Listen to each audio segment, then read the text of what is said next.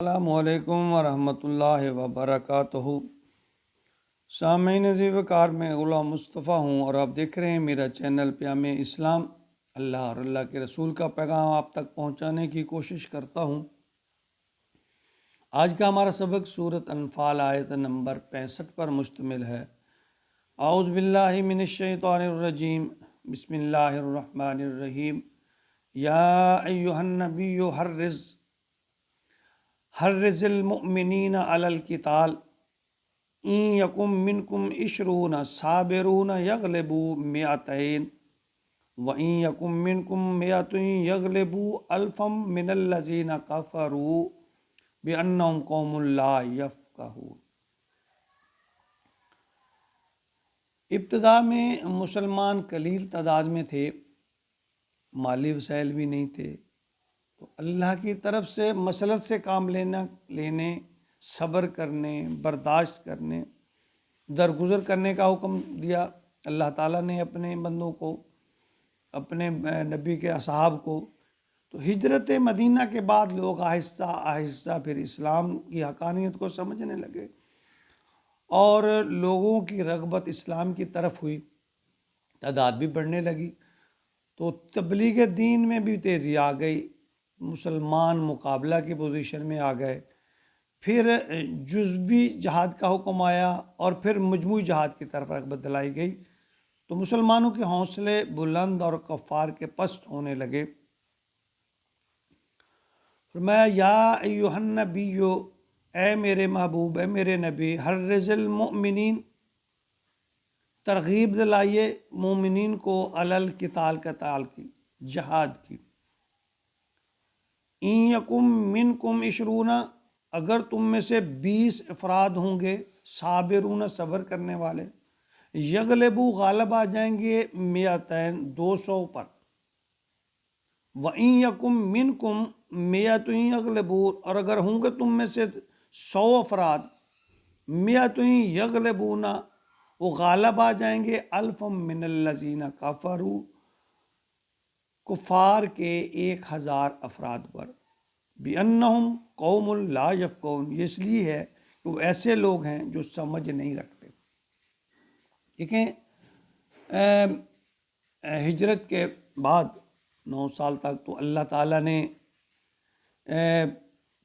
ترغیب، تشویق، تحریض اور پھر آگے تحریض، یعنی اس کا مطلب ہے، تشویق کا مطلب کیا ہے کہ کسی طرح مائل کرنا، حوصلہ افزائی کرنا، تحریک پیدا کرنا، اور تحریض کہتے ہیں فکری تبدیلی یا جذبہ، جو امنگ ہے اس کو ابھارنا اکٹھے کر کے نا، یعنی جماعت کی حیثیت میں، اور ترغیب کہتے ہیں شوق دلانا، بھلائی پر آمادہ کرنا۔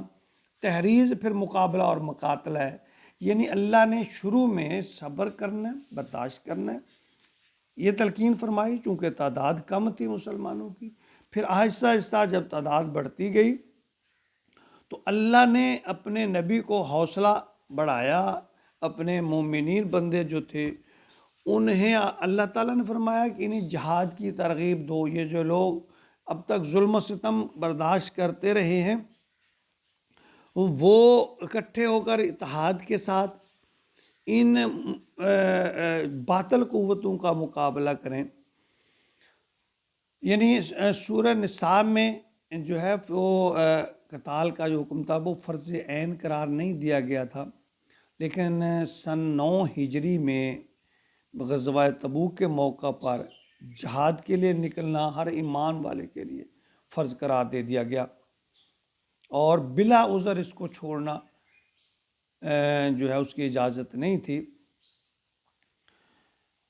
یعنی جنگ نہ کرنے کی اجازت تو تھی، لیکن بلا عذر، یعنی رعایت تھی تھوڑی، لیکن بلا عذر جو ہے اس کو چھوڑنا۔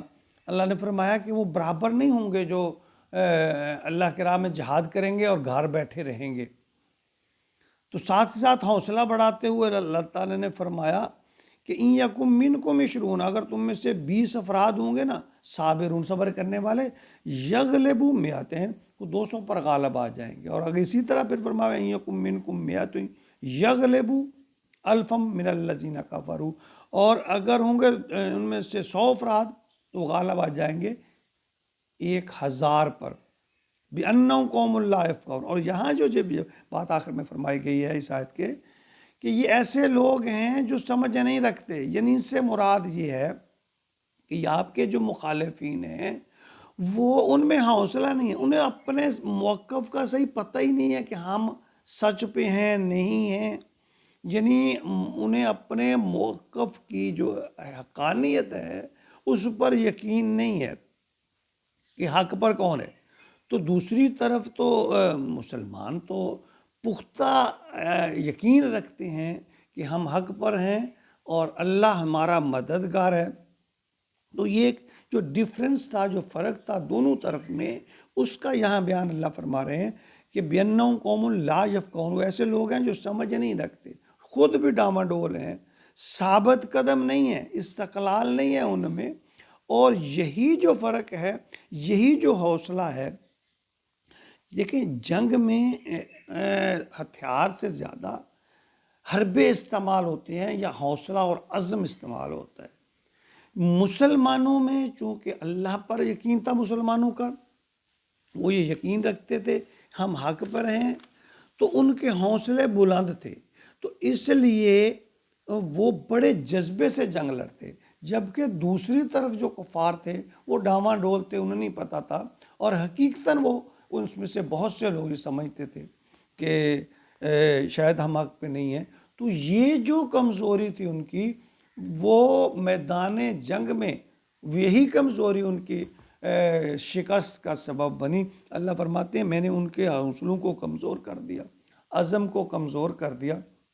اور دوسری طرف جو مسلمان تھے، جو اللہ اور اللہ کے رسول کی اتباع اور فرمان برداری کر رہے تھے، یعنی دوسروں کو ان کے اپنے مقاصد کا ہی نہیں پتہ تھا کہ ہمارے مقاصد کیا ہیں، پختگی نہیں تھی، جبکہ ایک مومن جو ہے اس کے پاس ایک مقصد تھا، اللہ اور اللہ کے رسول کی خوشنودی، اللہ اور اس کے رسول کی اتباع، جنت کا حصول، اور سب سے بڑھ کر یہ کہ اللہ کی ذات پر توکل۔ کافر جو ہے وہ مر جانے کو ہلاکت سمجھتا ہے، جبکہ مومن جو ہے وہ مر جانے کو شہادت سمجھتا ہے۔ کافر اپنی موت کو بے مقصد، یعنی وہ اس کو ہلاکت کا مطلب بے مقصد، جبکہ ایک خوشخبری دینے والی موت اور ہلاکت کی موت، اس میں بہت فرق ہے۔ مومن کا یہی جو جذبہ ہے، اسی سے وہ کفر پر برتری حاصل کرتا ہے۔ اللہ تعالیٰ ہمارے اندر میں جذبہ جہاد پیدا کر دے، آمین یا رب العالمین۔